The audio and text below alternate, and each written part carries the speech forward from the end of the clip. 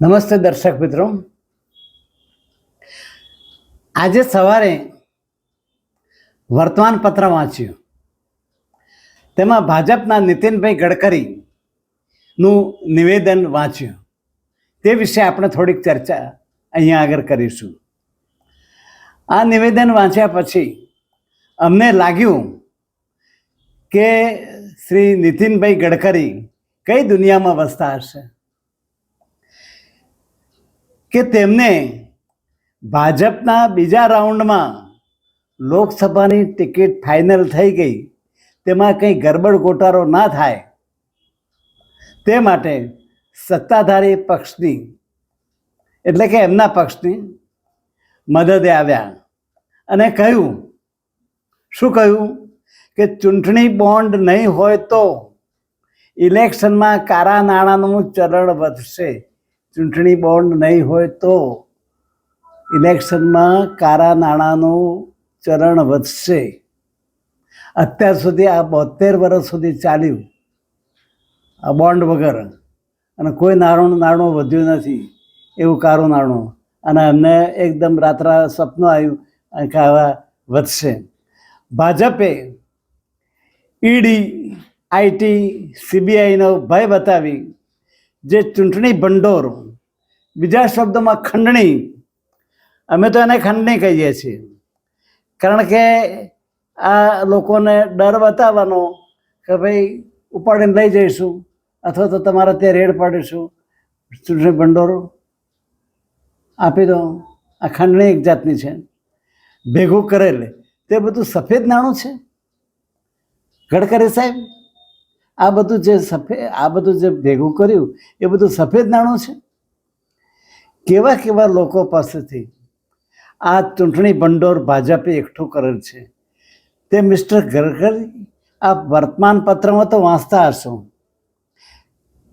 કારણ કે ચાટુકારી મનોવૃત્તિ ધરાવતા વર્તમાનપત્રો અને ગોદી મીડિયા તો આવા સમાચારોને ક્યાંક 4 લીટીમાં ખૂણે ખાંચરે પ્રગટ કરે છે.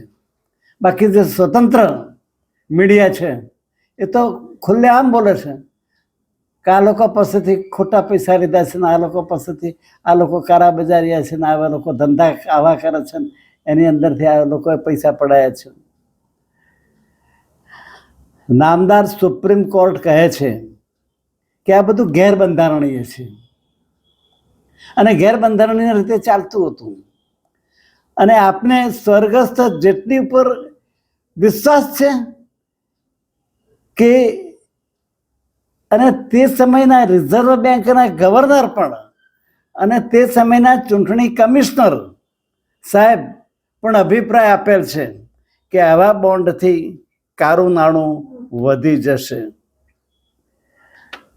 પણ ગડકરી સાહેબને એ બધા શબ્દો સંભળાતા નથી. ગડકરી સાહેબ સ્ટેટ બેંક ઓફ ઇન્ડિયાના નામાંકિત એડવોકેટ હરીશ સાલ્વીને ખોટા રોક્યા.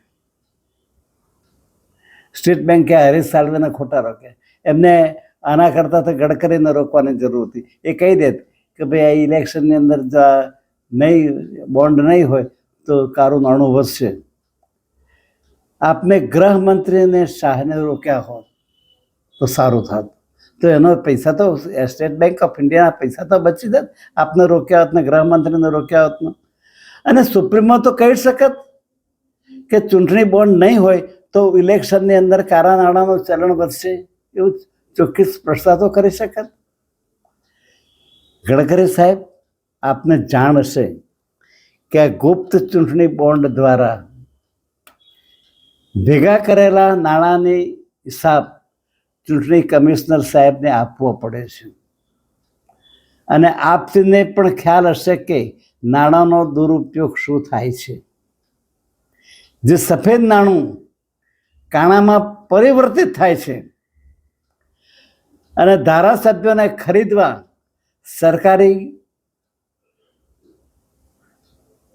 સરકારી હોટલો આસામમાં મહિનાઓ સુધી પડ્યા રહે, એના બિલ કોણ ભરતું હશે?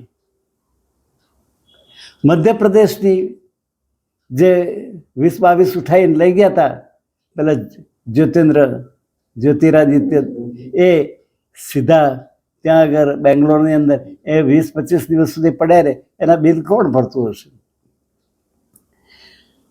આપ શું વિચારીને કહો છો કે ચૂંટણી બોન્ડ નહીં હોય તો ઇલેક્શનમાં કાળા નાણાંનું ચલણ વધશે? ભાજપે ઉમેદવારોની પહેલી યાદી બહાર પાડી, તેમાં આપનું નામ નહોતું. ત્યારે આપને હતપત થઈ ગઈ હતી કે મોદી મને ઉડાડી દેશે, કારણ કે આપને પાર્લામેન્ટરી બોર્ડમાંથી ઉડાડી દીધા હતા.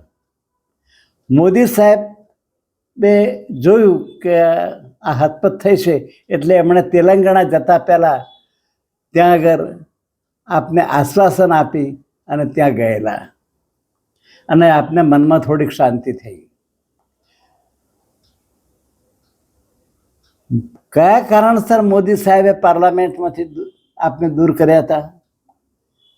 ગડકરી સાહેબ, આપને તો એમ કહો છો કે મને હોદ્દાની પડી નથી, હું તો ડંકાની ચોટ ઉપર કામ કરવાવાળો માણસ છું. અરે ગડકરી સાહેબ, આ બધી વાતો છે, દ્રાક્ષ ખાટી હોય છે. દ્રાક્ષ ખાટી હતી, એ વખતે જ વિરોધ કરવાની જરૂર હતી. મને પાર્લામેન્ટમાં બોર્ડમાંથી કેમ દૂર કર્યો?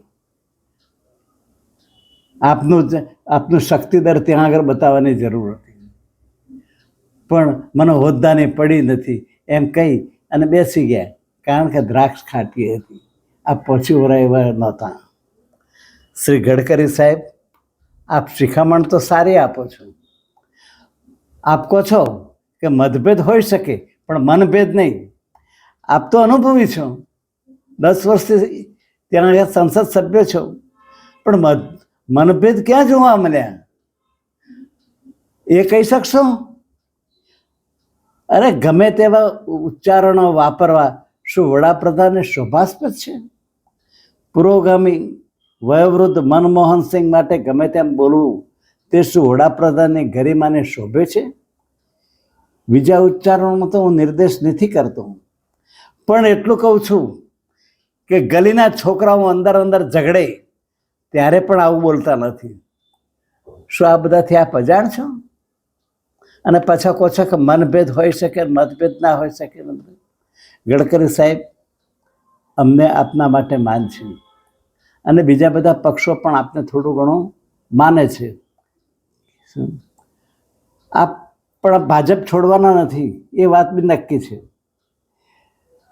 આપને ઉદ્ધવ ઠાકરેજીએ પણ કહ્યું હતું કે આવો, પણ આપ ભાજપ છોડીને ત્યાં આગળ શિવસેના બાલા સાહેબ ઠાકરેની છે એમાં પણ જવાના નથી, અને ભાજપ સુધરવાની પણ નથી.